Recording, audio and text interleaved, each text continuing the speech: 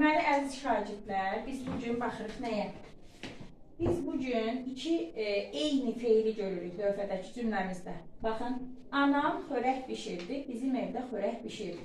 İlk baxışdan bura baxanda bizə elə gəlir ki, eyni iki feillə rastlaşmışıq. Eyni iki feili görürük. Amma daxilinə varanda əslində anlayırıq ki, bu feillər heç də quruluş baxımından eyni deyirlər.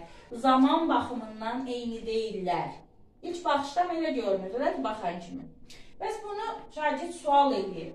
Mən necə bilim ki, bunlar fərqli feillərdirlər. Bunu necə araşdırım, necə tapım? Bunun isə rahat bir yolu var. Təbii ki, biz hər bir nitq hissəsində sual vermə anlayışı keçmişik. Hər bir nitq hissəsində sual veririk, mütləq şəkildə. Sual vermədən ümumiyyətlə hansısa nitq hissəsini tapmaq, onun üzərindəki şəkilçiləri vurğulamaq mümkün deyil. Birinci sual vermə anlayışımız düzgün formalaşmalıdır. İndi baxaq.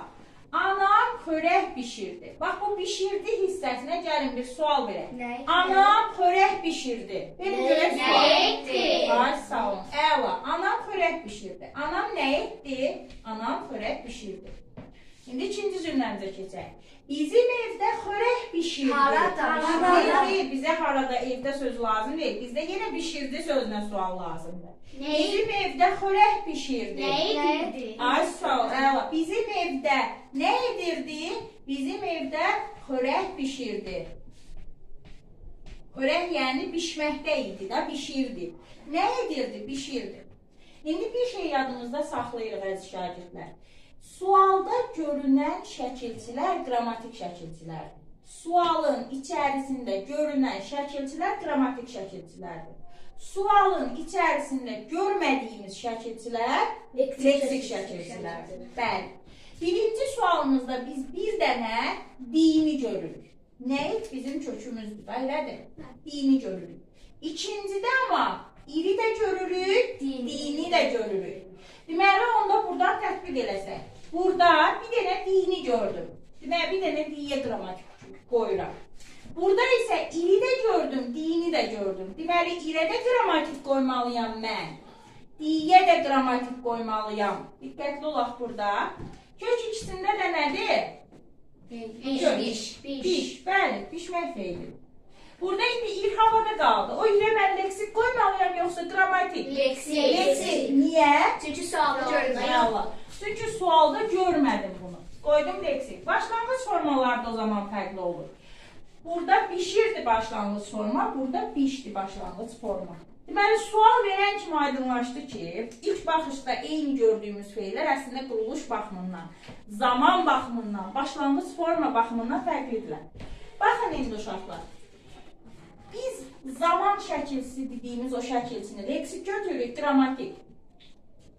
Zaman şəkilləri. Bəli, zaman şəkilçilərimiz qrammatikdir. Deməli, irə leksik qoymuşamsa, o zaman ir zaman şəkilçisi ola bilər? Xeyr, ola bilməz. Deməli, onda bu söz, bu birinci bişirdi sözümüz hansı zamandadır? Keçmiş zamanda. Keçmiş zamanda. Bəli, əla.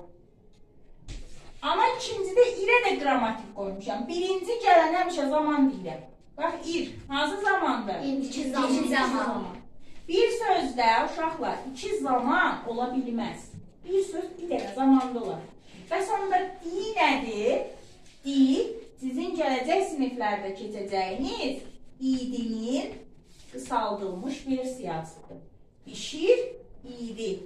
Bizim evdə xörək bişir idi. Oldu? Deməli, biz sözdə şəkilçiləri görərkən mütləq şəkildə sualımızı veririk. Oldu? Sualda gördüklərimizi qrammatik, görmədiklərimizi leksik kimi işarələyirik. Birinci gələnə zaman deyirik. Ondan sonra bir dənə də o zamana bənzər şəkilçidən görmüşüksə, artıq ona zaman yox, idinin və ya burada imişin, isənin də qısaldılmışını görə bilərdik. Aydın oldu. Siz bəzən sözləri yazırsınız. Məsələn, deyirəm ki, tutaq uşaqlara. Nəqli keçmiş zamanda bir feil yaz və ya şühudi keçmiş zamanda bir feil yaz. Uşaq yazır ki, tutaq, oxuyurdu. Oxuyurdu ki, dunu yazdım da. Oxuyurdu sözündə bu artıq zaman olmur. Burada ur zamandır. Du ididir. Çünki zaman şəkilçiləri ya kökə artırılmalıdır, ya da başlanğıc formaya. Yaxşı, yadda qalar.